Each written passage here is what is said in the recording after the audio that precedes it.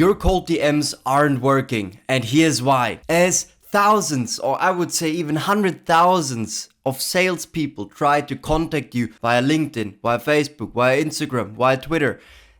They try out every different channel to contact you, but there's one thing everyone gets wrong, and most likely you're also getting that wrong. In this video, I'm going to show you how you can write the perfect DMs which get delivered inside the inbox of your prospect and are so damn good that your prospect reads them, knows what you mean, can feel that you know the answer to his or her problem, and then writes back to you, books a meeting, and gets into your sales funnel. If that sounds something which is interesting for you, stick around.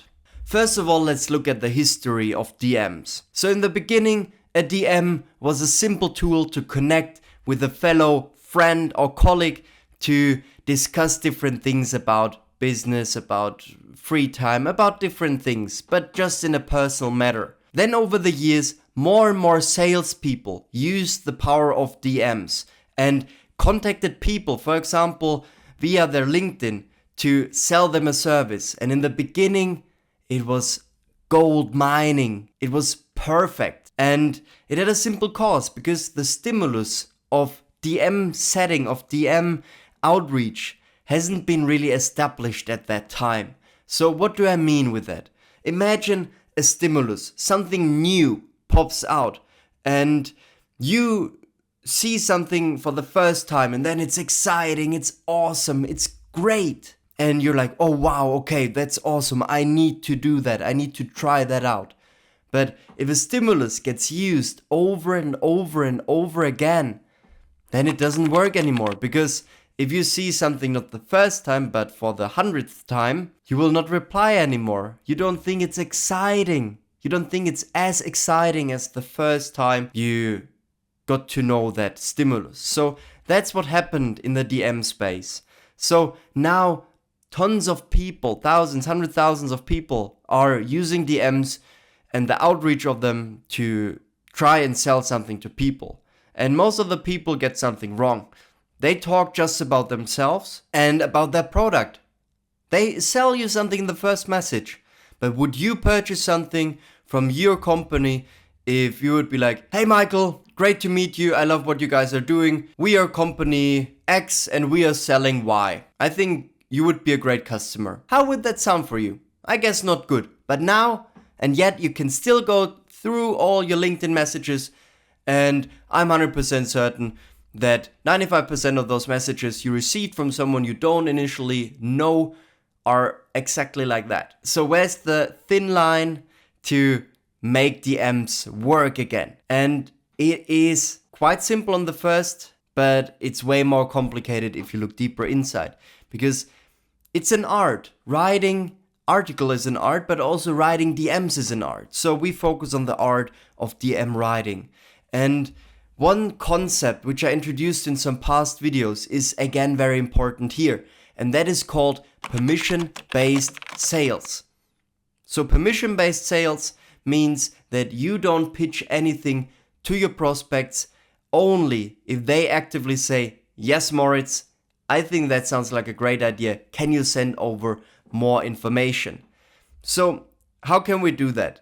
In the first initial message, we don't just pitch something. We try to connect with the prospect over a common topic, over industry knowledge, over industry news, something around that. Or we can just start the conversation with an open question. For example, hey Matthew, would you say growing the revenue of a business is easier in the beginning or later when it's about to scale up? So just an open question that the prospect feels, okay, Moritz wants to know more about my expertise. He cares about my opinion. So make your prospects feel heard. Another way to accomplish that, so that's the second way I'm going to introduce you to, is to create a little video message. Just very clean, and I know many of you don't like to be in front of a camera, but let's get used to it. It is one of the most important skills you can learn in your career, in your life, because video content will not decrease, it will increase.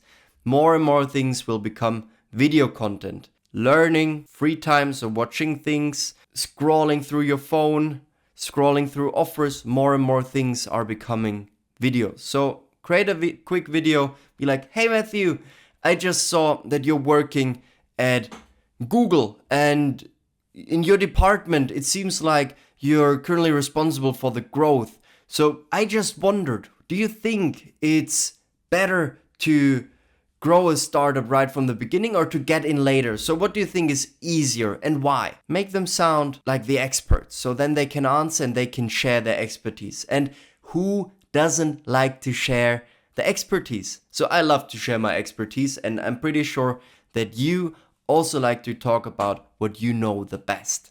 So that is the first step. So those two messages, either via video or via a quick and nice message, work really well.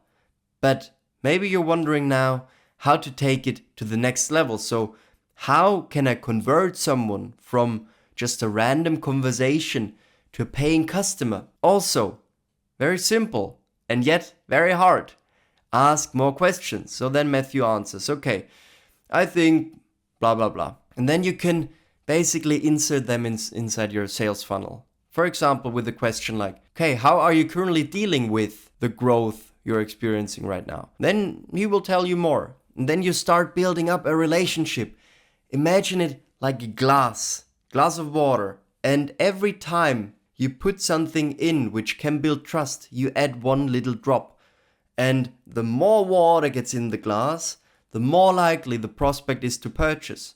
Of course, when you do some bad things, for example, you're lying, don't have any credibility, you're just not friendly, you need to take out one drop. So it evens out when you do a lot of bad things and a lot of good things, so then it's even out and the prospect is more likely to not purchase. So make sure that always the good intention, the good questions, and everything around that adds up, because the more you add inside that jar, inside that glass, the more likely it is that your customer buys.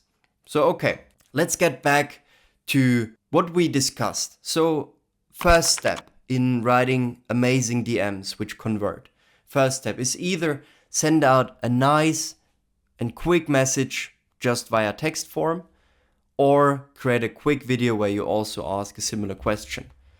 Then when you're inside the conversation, build trust. How can you build trust? You can build trust with asking more questions. And of course, not just any random questions. I want you to ask questions similar to your sales script. And in case you don't have a sales script yet, I will put some links in the description down below where you can find some basic questions we used in one of our sales scripts.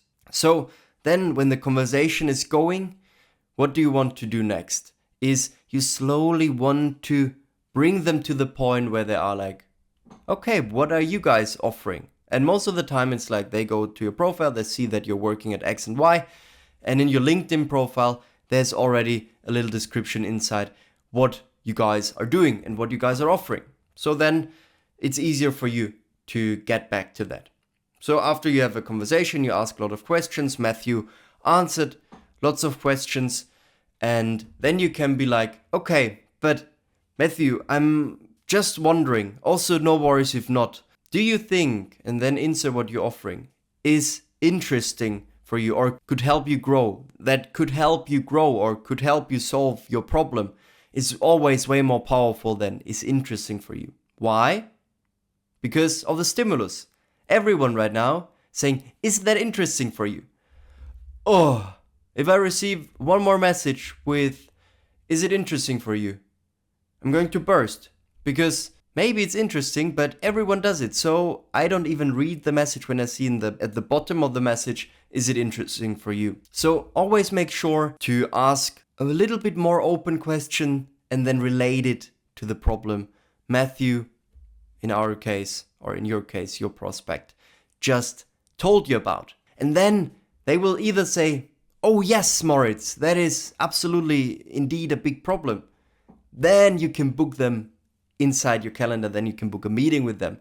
If they say no, that gives you a lot potential to ask, okay, why? Because I was talking to lots of people like you in the position you're in, and they always had a similar problem, like, and then describe the problem you're solving. And then you can ask your prospect, okay, but how are you solving that problem or that issue?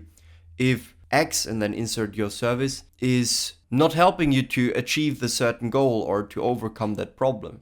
And then you have them from a cold prospect, you transfer them to a hot lead, because they're then now way more friendly to you and to your company than just someone who interacted in one message and was like yes or no. And you really got deeper inside their problems, inside how they do things.